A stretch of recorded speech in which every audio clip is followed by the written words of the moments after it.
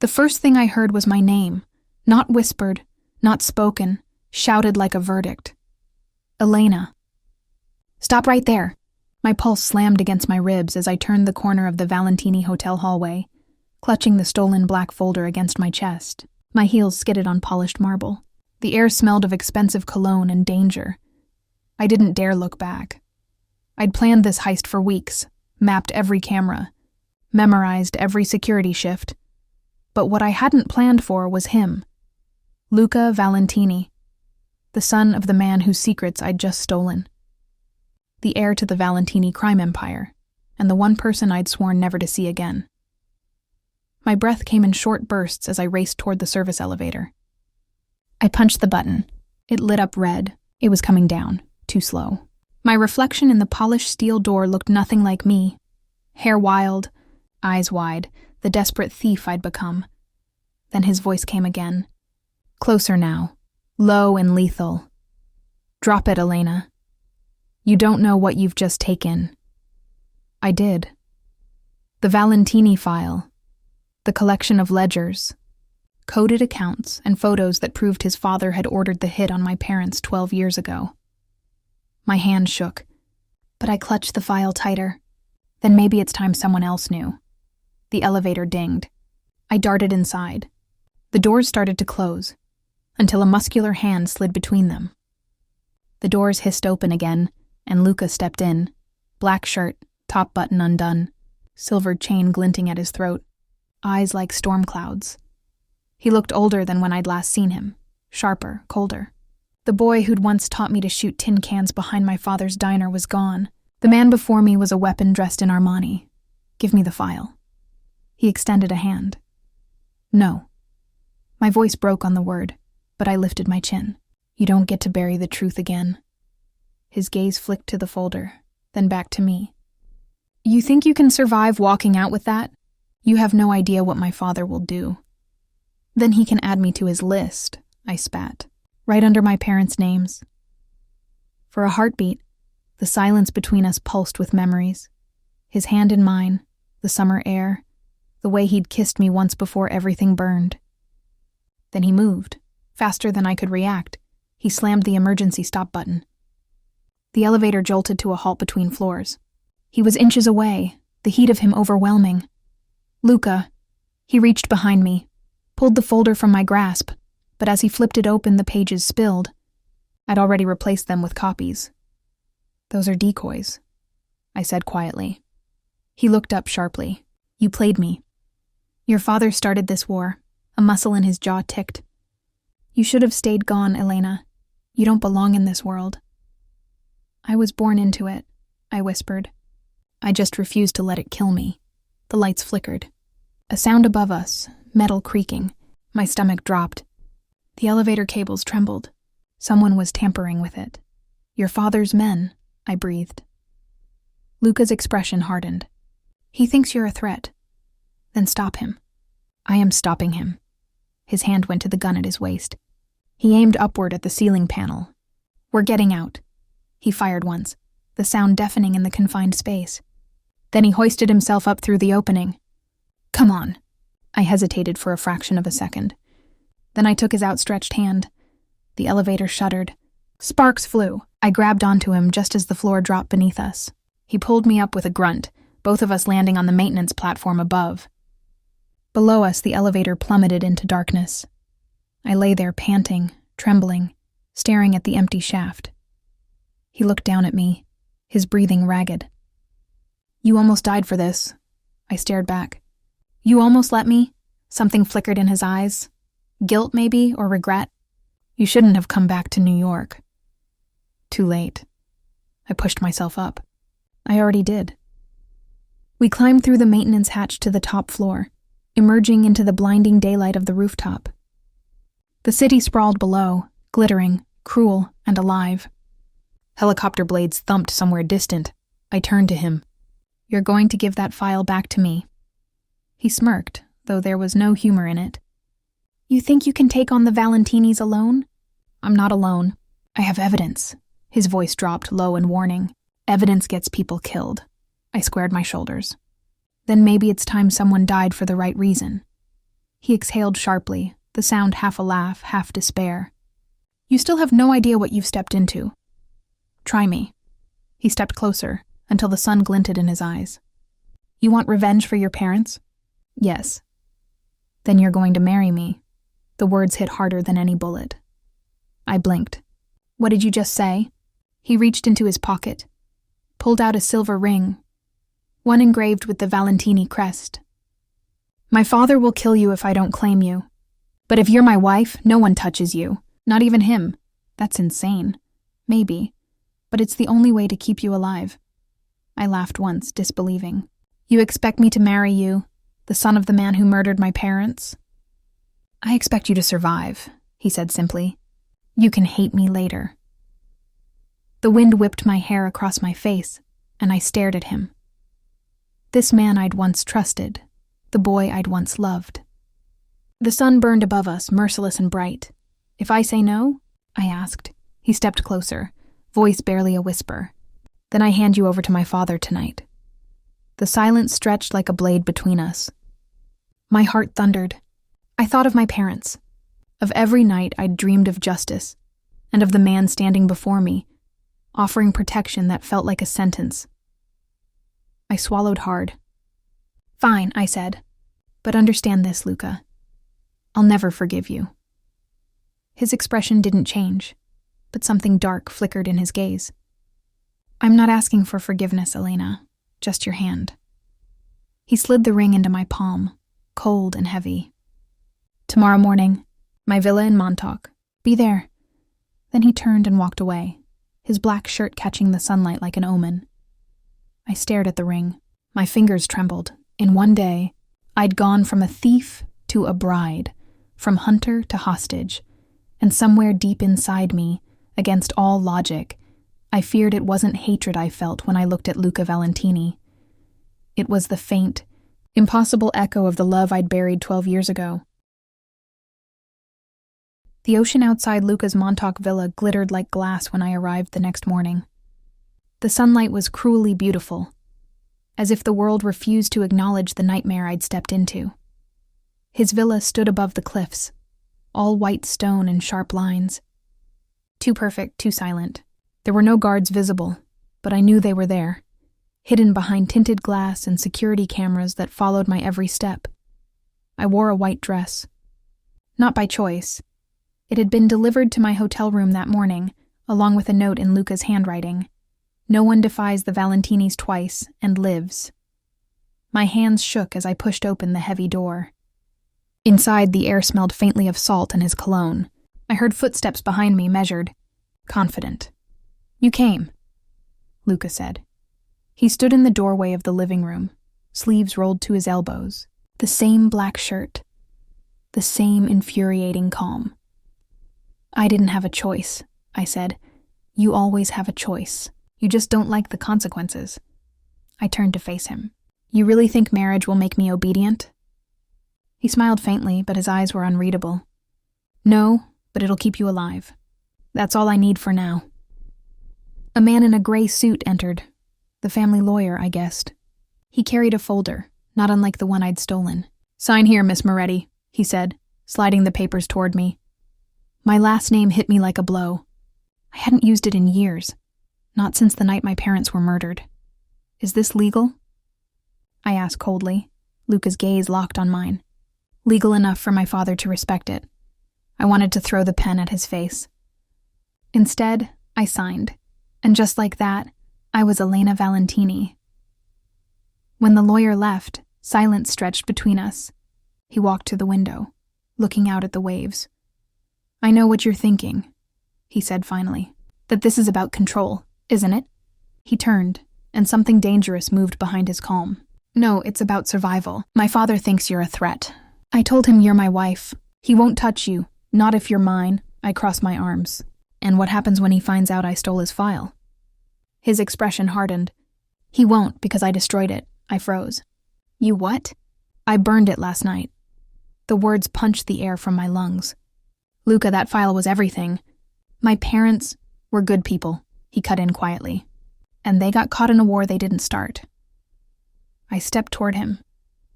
You had no right. He didn't flinch. I had every right. You're not ready for the truth that file would have brought you. What truth? His eyes darkened. You wouldn't believe me if I told you. Try me. He hesitated, then turned away.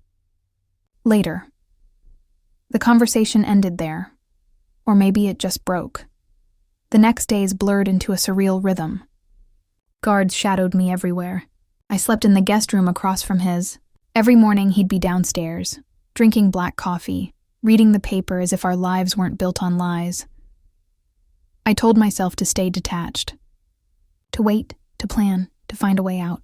But that resolve cracked a little more each day. Because Luca Valentini wasn't the monster I'd expected. He never raised his voice. Never touched me without permission. He had moments, flashes of protectiveness that didn't make sense. Like the time I tried to leave through the side gate and a guard raised his gun, Luca appeared within seconds, disarmed the man, and snarled, "She doesn't answer to you." Then he turned to me and said softly, "Don't run again. You won't like who catches you next time." That night, I lay awake listening to the ocean crash below the cliffs. I wondered if he was in his room across the hall, awake too, haunted by the same storm. One afternoon, I found him in the study, sleeves rolled up, leaning over a desk full of papers. "What is this?" I asked, eyeing the maps and coded ledgers. "Business." "Which kind?" "The kind that keeps people breathing." I crossed the room and picked up one of the pages. My pulse quickened. "These are shipping routes." "Put it down, Elena." But I saw it before he could stop me. One of the routes led to Chicago. My hometown, the name jumped out at me. Moretti Imports, I looked up sharply. "That's my family's company." He closed the folder. "Was. After your parents' death, the Valentinis took it over to settle debts." "Debts?" I hissed. "My father didn't owe your family anything." "Your father was supplying weapons," he said quietly. "To both sides." I stared at him, unable to breathe. "That's not true." "It's in the records. He would never—" "Elena," he said, stepping closer. "My father ordered his death because your family betrayed him. But I don't believe your father was the traitor." "Then who was?" He hesitated, jaw tight. "Someone close to both families." I met his gaze. "You mean someone close to you?" His silence was all the confirmation I needed. I took a shaky breath. "You knew this all along, I suspected," he said. "And I was trying to protect you from the fallout." "You think this is protection?" I snapped. "You chained me to the family that destroyed mine." "Better my name than a bullet," he said. I turned to leave, but he caught my wrist. Not hard, just enough to stop me. His voice dropped, low and raw. "You have no idea how many people want you dead, Elena. If I hadn't claimed you, my father would have handed you to his men. Then maybe I'd rather be dead than married to a Valentini." His grip loosened. "Don't say that." I looked up at him, ready to spit every hateful word I could find. But they died on my tongue. His eyes weren't cold. They were haunted. "I'm not your enemy," he said softly. "Then what are you?" He exhaled slowly. "The man who should have stopped this years ago." The way he said it, the guilt, the weariness, it cracked something inside me. For the first time since my parents' death, I saw the boy I'd once loved behind the Mafia heir's mask, and it terrified me more than his threats ever could. That night, I couldn't sleep. I found myself on the terrace, staring at the horizon where the ocean met the stars. Footsteps approached. Luca joined me, quiet, distant. "You shouldn't be out here alone," he said. I thought I wasn't allowed to leave. He almost smiled. "You're not. But I make exceptions for my wife." "Stop calling me that." He leaned on the railing beside me. "Then stop looking at me like that." "Like what?" "Like you're trying to decide if you can trust me. Can I?" He turned his head slowly toward me. "Not yet." For a long moment, we just stood there, the ocean wind tangling my hair, the tension thick enough to taste. Then he said quietly, "You still wear the ring." I looked down at it, the Valentini crest gleaming in the moonlight. "It's hard to forget who owns me." His jaw flexed. "You're not owned. You're under my protection. Same difference. He looked at me then, really looked, and something unguarded passed through his eyes. If you knew what I was protecting you from, you'd thank me. Then tell me, I whispered. He hesitated. It wasn't my father who ordered the hit on your parents, Elena. My heart stopped. What? He met my gaze, and for once there was no mask, no control. It was my brother. The air left my lungs in a rush. You're lying, he shook his head. Marco's been hiding it for years. He framed my father. He killed your parents to take over the New York operations, and if he finds out you know, he'll finish what he started. The world tilted. Luca reached for me, but I stepped back. You expect me to believe that? That you've been protecting me from your own brother? Yes. Then why didn't you tell me? Because you would have run straight to him for revenge. And he would have killed you? I stared at him, trembling. You should have told me anyway. I couldn't risk losing you. The words hit like a gunshot. I shook my head, backing away. No, you don't get to say that. You used me.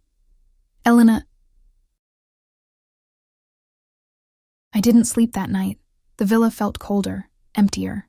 Every sound, the crash of waves, the ticking clock, echoed against the storm inside my chest. Luca's words wouldn't stop replaying in my head. It wasn't my father. It was my brother. I wanted to reject it, to cling to the hatred that had driven me this far. But something in his eyes when he said it, it wasn't a lie. It was confession. By sunrise, I'd made my choice. If Luca was telling the truth, I needed proof. And I wasn't going to sit around and let him protect me anymore. When the house quieted, I slipped out of my room, barefoot, my heart hammering. The study door was locked, but I'd learned long ago how to handle locks. One hairpin, and 30 seconds later, I was inside. The early light spilled through the glass walls, illuminating the desk, the same one covered in ledgers and files. I searched through drawers, behind books, until I found a metal box stamped with the Valentini crest. Inside were photos, financial records, and a flash drive. I plugged it into the laptop on the desk. The screen flickered to life, a folder labeled M. Valentini. My breath hitched. Dozens of encrypted documents filled the screen. One video file stood out. I clicked it. The image was grainy, but the voices were clear. Luca's father, older, weaker now, sitting across from a younger man in a dark suit. Marco. You went too far, the father said. The Morettis were business partners, not enemies. Marco's voice was cold, deliberate. They were liabilities. I fixed it. You started a war. I ended one. Then Marco leaned forward, lowering his voice. And if you ever cross me again, I'll finish this family the same way I finished theirs. The video ended. My whole body went still. Marco Valentini had murdered my parents, and his father had covered it up out of fear. Now you know. I spun around. Luca stood in the doorway, black shirt half buttoned, eyes dark and unreadable. You knew, I whispered. You've known all along, I suspected, he said quietly. I didn't have proof until last week. Marco killed them. Then he made our father take the blame. Why didn't you tell me sooner? He stepped into the light, and for once he looked tired. Because if you went after him, he'd destroy you. He's been watching us. That's why I married you. To keep you under my name, under protection. You think that makes this better? No. He took a slow breath. But it means you're alive to see justice done. I stared at him, the anger melting into something else. Grief, disbelief, maybe even a flicker of understanding. Then let's finish it, I said. He frowned. Elena, I'm done running. I have proof. We expose him. Luca shook his head. You don't understand. You can't just expose a Valentini. The second that video surfaces, Marco will come for both of us.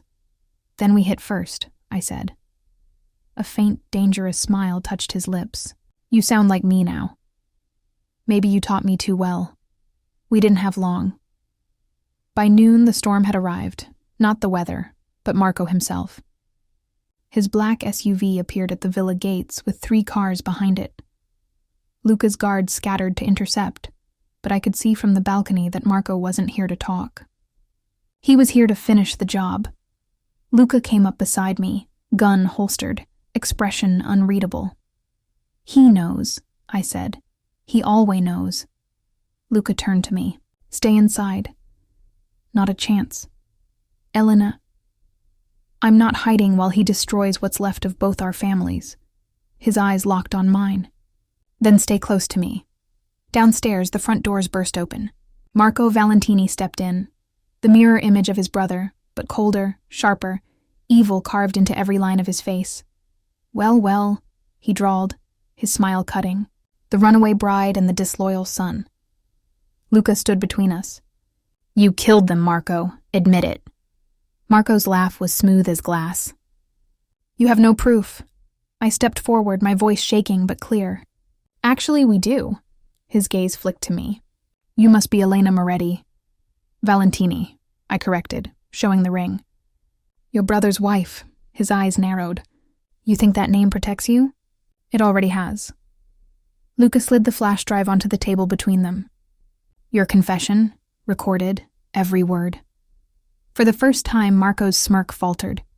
You wouldn't dare. I already did, Luca said.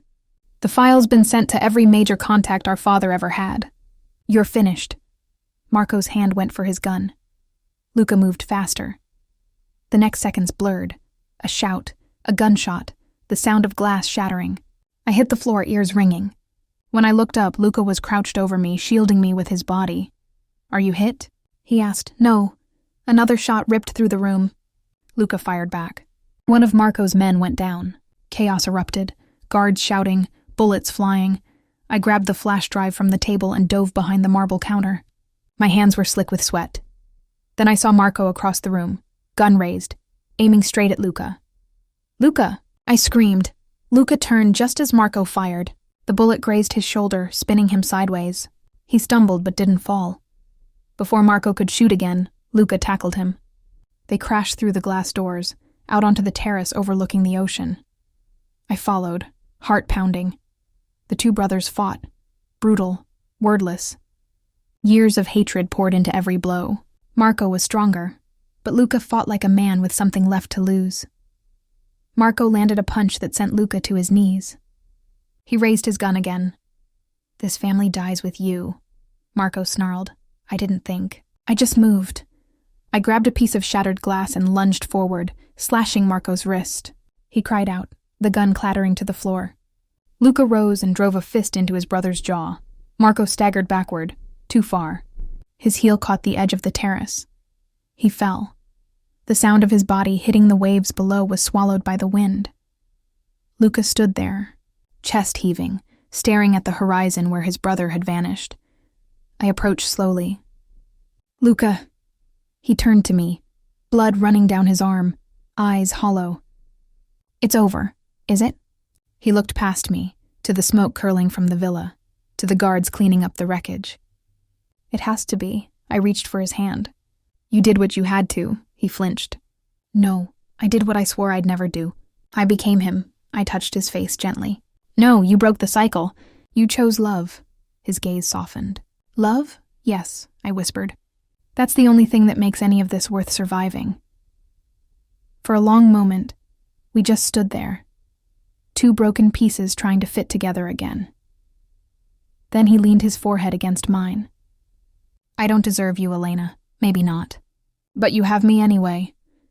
Weeks later, the Valentini name was no longer one people whispered in fear. Marco's crimes went public. Luca handed over everything, the ledgers, the files, the offshore accounts, in exchange for immunity and peace. We left New York behind and moved to Miami. Sunlight instead of shadows. Some mornings, I'd wake before him, watch the sea light up gold, and think about the girl who'd once stolen a file and the man who'd chosen mercy instead of vengeance. He'd always find me eventually, barefoot in the kitchen, coffee in hand, and wrap his arms around me from behind. You still think I was crazy to offer marriage instead of mercy? He'd murmur against my neck. I'd smile, feeling his heartbeat steady against mine. Maybe, but it saved us both. He'd tilt my chin up and kiss me softly. Then it was worth everything.